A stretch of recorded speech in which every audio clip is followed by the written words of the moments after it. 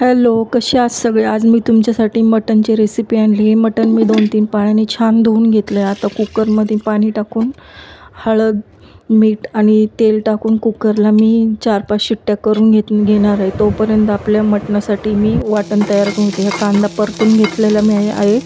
अशा प्रकारे हा आपला मसाला तयार झाला. आता हा सगळा मसाला मी भाजून मिक्सरला वाटून घ्यायचा. कोथिंबीर, परतलेला कांदा, परतलेलं सुकं खोबरं, टोमॅटो, लसूण,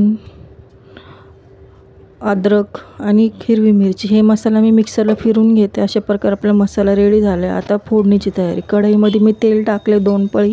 त्यात जिरे, खडा गरम मसाला आणि वाटण त्याच्यामध्ये टाकून आता मी छानपैकी भाजून घेणार आहे. किती मस्त भाजते पहा बरं. त्याच्यामध्ये थोडंसं आता अर्धा चमचा मीठ टाकून मसाला भाजून घेते, म्हणजे पटकन मसाला भाजून होतो मीठ टाकल्याने. आणि लाल तिखट, धणे, जिरेची पावडर, मटण मसाला हे सगळं मी परत आता भाजून घेते 5 मिनटं. थोडंसं पाणी टाकून घेणार आहे, म्हणजे अजून 5 मिनटं छानपैकी आपला मसाला भाजून. जेवढा जास्त मसाला भाजू तेवढे कलर छान मस्त येतो भाजीला.